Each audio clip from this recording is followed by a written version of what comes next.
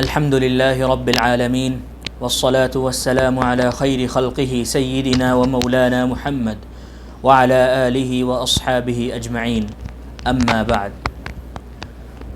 حضرت حلیمہ سعدیہ اور ان کے شوہر نے تقریباً 4 سال کے عرصے تک آپ علیہ الصلاۃ والسلام کی پرورش کی ذمہ داری کو بحسن خوبی انجام دیا، لیکن شق صدر کا واقعہ پیش آنے کے بعد حضرت حلیمہ کو یہ اندیشہ ہونے لگا کہ کہیں میری سرپرستی میں اس معصوم کو کوئی نقصان نہ پہنچ جائے۔ چنانچہ ایک روز حضرت حلیمہ آپ کو لے کر مکہ مکرمہ حضرت آمنہ کے گھر پہنچ گئیں۔ حضرت آمنہ آپ کو یوں اچانک دیکھ کر بہت حیران ہوئیں، کیونکہ حضرت حلیمہ آپ علیہ السلام کو بہت اصرار اور تقاضے کے ساتھ اپنے گھر لے گئی تھیں۔ اس لیے حضرت آمنہ کا یہ گمان تھا کہ جب تک میں خود واپسی کے لیے اصرار اور تقاضا نہیں کروں گی تب تک حلیمہ آپ کو اپنے پاس ہی رکھیں گی۔ چنانچہ حضرت آمنہ نے اس طرح اچانک آنے کی وجہ دریافت کی۔ حضرت حلیمہ نے سارا قصہ سنایا جو آپ صلی اللہ علیہ وسلم کے ساتھ پیش آیا تھا، اور کہا کہ مجھے ڈر ہے کہ کہیں اس بچے پر کوئی جنات کا سایہ تو نہیں، لیکن چونکہ حضرت آمنہ شروع دن سے آپ کے اوپر رحمت کے آثار دیکھ چکی تھی، اس لیے یہ واقعہ سن کر وہ ذرا بھی پریشان نہیں ہوئیں۔ انہوں نے اپنے جگر کے ٹکڑے کو سینے سے لگایا اور کہا، حلیمہ تمہارا خیال غلط ہے، میرا یہ پھول جس کے چہرے پر نور کھل رہا ہے اس پر جنات کے اثرات نہیں ہو سکتے، یہ برکتوں والا بچہ ہے، اس کے سر پر رحمت خدا کا سایہ ہے۔ اس کے بعد حضرت آمنہ نے حلیمہ سعدیہ کا شکریہ ادا کرتے ہوئے کہا کہ تمہاری مہربانی، تم نے بچے کو میرے پاس پہنچا دیا، خدا تمہیں خوش رکھے۔ یہ کہہ کر حضرت آمنہ نے حلیمہ کو رخصت کر دیا۔ ابھی حضرت حلیمہ آپ کو پہنچا کر رخصت ہی ہوئی تھی کہ آپ گھر سے کہیں باہر نکلے اور راستہ بھول گئے۔ کافی تلاش کرنے کے باوجود بھی جب آپ نہیں ملے تو آپ کے دادا عبد المطلب کافی غمزدہ اور بے تاب ہو گئے۔ اسی بے تابی میں وہ مسجد حرام پہنچے اور خانہ کعبہ کے سامنے کھڑے ہو کر دعا کی۔ تھوڑی دیر کے بعد آپ خود ہی گھر آ گئے یا شاید کسی نے آپ کو پہنچا دیا۔ حضرت عبد المطلب نے آپ صلی اللہ علیہ وسلم کو گلے لگایا اور پیشانی کو بوسہ دیا۔ اس کے بعد تقریباً 2 سال تک آپ اپنی والدہ کی پرورش میں رہے۔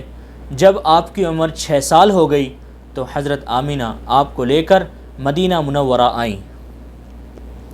یہاں سیدہ آمنہ کا ننیحالی رشتہ دار، ننیحالی خاندان رہتا تھا۔ علماء فرماتے ہیں کہ حضرت آمنہ 13 سال کے بعد اپنے ننیحال گئی تھیں، اور اس مرتبہ وہ اپنے لخت جگر آپ علیہ الصلاۃ والسلام کو بھی اپنے ساتھ لے گئیں، اور آپ کے ساتھ آپ کے والد کی باندی ایمن بھی تھی جو آپ کو وراثت میں ملی تھی۔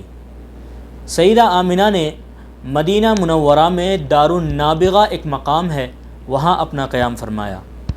دار النابغہ یہ وہ مقام بھی ہے جہاں آپ صلی اللہ علیہ وسلم کے والد محترم حضرت عبداللہ بن عبد المطلب مدفون تھے۔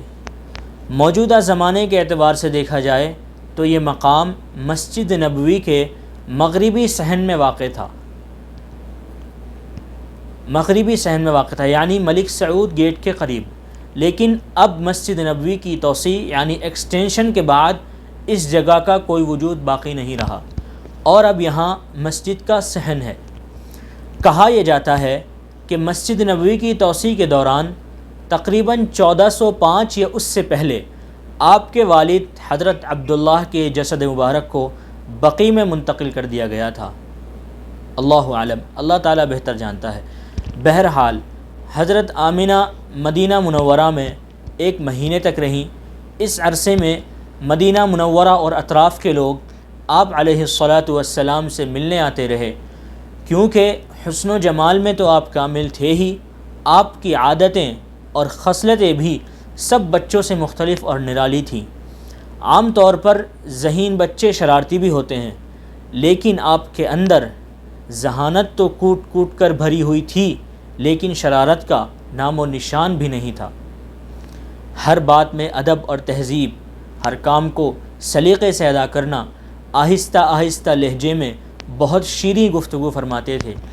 سمجھداری اور شرافت ایسی تھی کہ لوگ حیران رہ جاتے تھے کہ اس عمر میں بچہ اتنے اعلیٰ کردار کا حامل کیسے ہو سکتا ہے۔ چنانچہ ایک مہینہ مدینہ منورہ میں گزارنے کے بعد آپ اپنی والدہ اور ایمن کے ساتھ مکہ مکرمہ واپسی کے لیے روانہ ہوئے، لیکن مدینہ منورہ سے نکلتے ہی سیدہ آمنہ کی طبیعت خراب ہو گئی۔ جیسے جیسے قافلہ آگے بڑھ رہا تھا آپ کی طبیعت مزید خراب ہو رہی تھی۔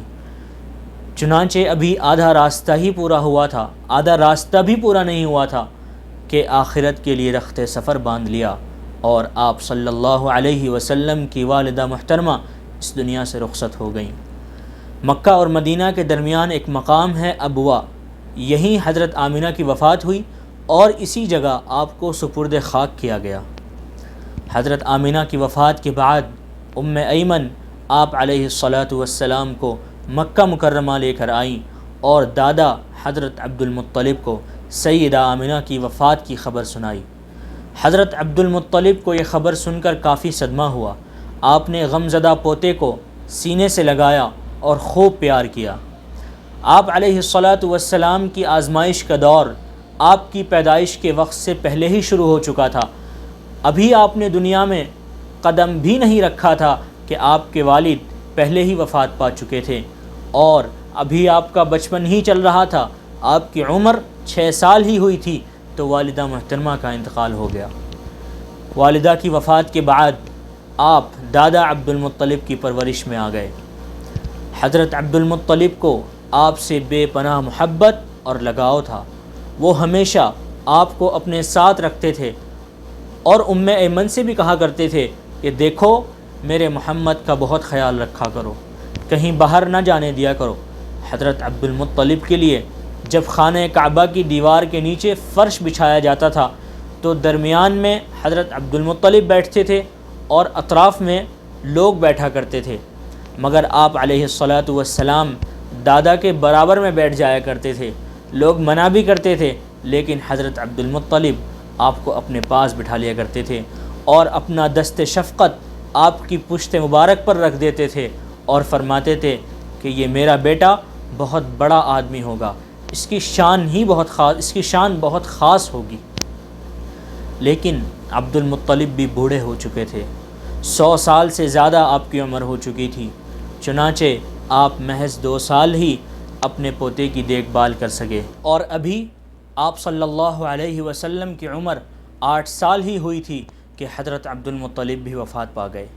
وفات سے قبل حضرت عبد المطلب نے اپنے چھوٹے بیٹے اور حضور صلی اللہ علیہ وسلم کے حقیقی چچا حضرت ابو طالب کو آپ کی پرورش کی ذمہ داری سونپ دی۔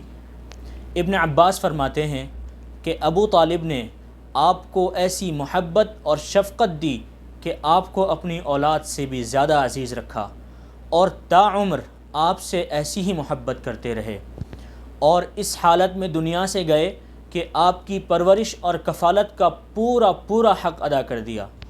ابو طالب کی پرورش میں جو حالات گزرے اس پر انشاءاللہ آئندہ مجلس میں گفتگو کی جائے گی۔